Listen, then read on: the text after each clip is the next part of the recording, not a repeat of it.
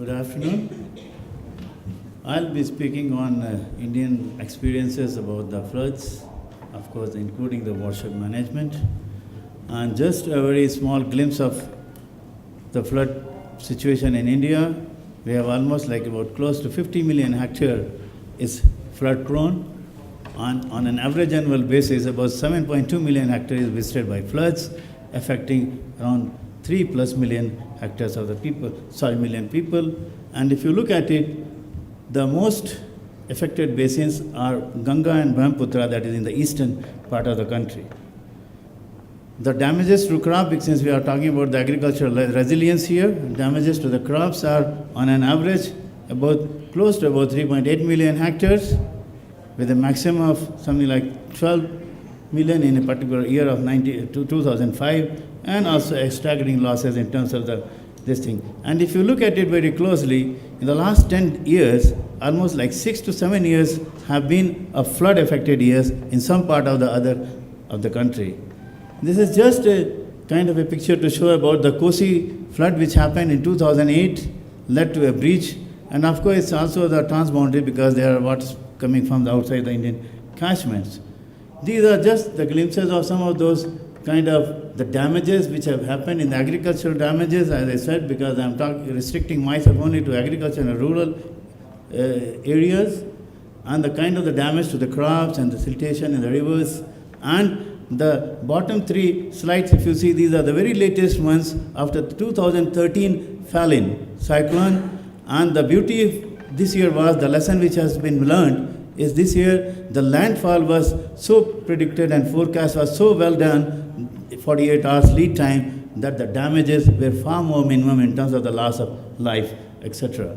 So that gives us a lesson that we need to be perfect on those kind of forecasting system. These are the whole bunch of government initiatives and the policies and the programs. I would not go into the details of those. Back even after the independence, we started off with our policy statement, and even as late as in 2012, we have come up with our national water policy, and in between different number of policies and the programs.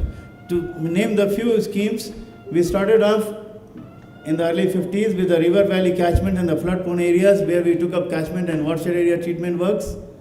And then within the river channel management, river management, and the anti-erosion and the flood forecasting, and now including your remote sensing and the GIS and the mitigation and reduction strategies. To sum up these kind of things, we have, as usual, the blend of engineering or structural measures, starting with reservoirs and channel diversions and anti-erosion works, and non-structural measures in case of flood plain zoning and flood forecasting, and the catchment area treatment, as I said earlier on. And in terms of the flood forecasting centers, we have, you can see on the right hand side of the screen, throughout the country's network of flood forecasting stations. Of course, there are total about 175. They are still needing to have more of strengthening. I would talk more about resilience in terms of the agriculture, as I said earlier on, the crop planning for the flood prone areas. So what we are doing is we are now trying to focus more on the contingency crop plans in season and post flood management. How best to make best use of the flood management period as the residual moisture and water availability and all those kind of things. We in the ICR system have already developed 500 districts, contingency plans for the district level for all kind of disasters. And we are trying to put them in place. And then the community-based rice nurseries and submergence varieties of rice and so on and so forth, plus which are the permanently waterlogged area or seasonally waterlogged area, what kind of aquatic crops we are trying to be getting into. Another very important thing for the resilience building, which we feel we have been demonstrating very of late, is how best we can make best use of this kind of areas, so multiple water use based farming systems. So if you see on the left hand side of the screen, there in the middle of that entire flooded area, we have tried to bring out a dike, and then in those there are fishes, and on the sides you can see the horticulture. So it's a kind of integrated farming system. The same kind of thing, this is an example in Bihar, the previous one was in Odisha. Here you can see the perfect blend of, so the thing is we are trying to see that how best we can convert those areas into a more positive way. Now another thing, as I was mentioning about, even in the recent Falin cyclone and the flood, we have tried to give up a different number of contingency plans, starting with different crops of paddy and beet plantation crops. Watershed management is one of the most important activity which the country has embarked upon since 50s in a different form of soil and water conservation, but since 90s in a holistic integrated watershed approach. Now here if you see, just I am giving you the figure of the river valley projects and the catchment of flood prone areas, the reduction in the amount of the peak flows which has happened and the amount of silt reduction, because these two are kind of going to be dislodged and getting deposited in the streams. Another very interesting example which you see down below, that how best with these kind of watershed management programs we have tried to transform the flood peaks have been attenuated and it has resulted in a more increased perenniality of the flow during the lean season. So that's a double advantage of those kind of measures. The key lessons which we get from here are that we need to be giving more emphasis on non-structural measures. We need to be talking about more of integrated flood management involving watershed, land and land use particularly, and land use and land management issues. Preparedness. Of course, now we are more into that kind of mode because it is not the crisis management but the risk management. So that is why we need to get into more preparedness and the contingency. And so far our major emphasis was on rescue and rehabilitation.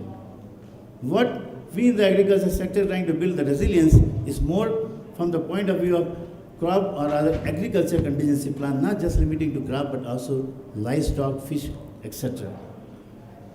And we need to have a more investment which we have learned in better flood forecasting and early warning system. And another very important issue which I think that we have learned a lesson, as I have shown you already, how best we can make productive use of these waters in the land areas by broadening our flood management strategy involving the local community-based institutions.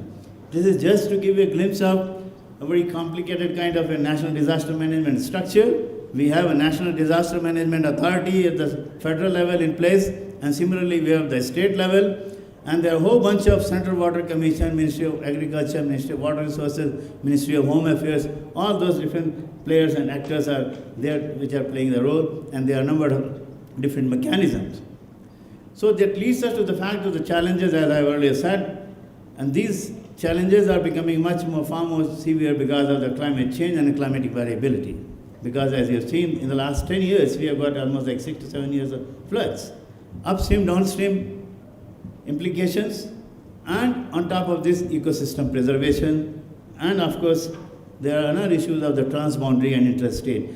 Forget about transboundary, even within India, we have interstate, interbasin river disputes, which are becoming very, very difficult to handle. So, and all those things require a very strong convergence and coordination mechanism. At the same time, it leaves us also with a great sense of an opportunity that how best we can put it as a more productive use, beating submergence rise, intra-basin transfers, if not the inter-basin transfers, and diversion of flood for better uses, and advances in remote sensing and GIS.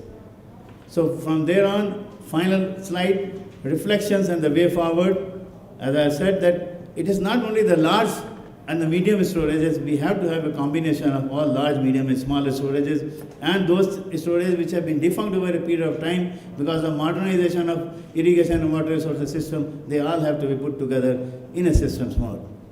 And then we have to have an emphasis more on the early warning systems, using all the satellite and the hydrologic and hydraulic models which are pretty much going on. And there need to be a paradigm shift to emphasize more on the rehabilitation of the natural drainage system which have become defunct, and that's what now we are trying to see with the different labor-oriented schemes, and transform, how best we can transform the adversity into opportunity through multiple flood water use-based farming system approach I have already indicated upon, and coming with some kind of a toolkit for the community-based disaster management best practices, and as I said, focusing more on agriculture disaster management and use of groundwater in the floodplains of eastern India so that we have a more capacity for the flood water to be put in and issuing with the regional dialogues and the important but the most important river basin organizations to carry out integrated flood management, which has not been happening. Thank you very much.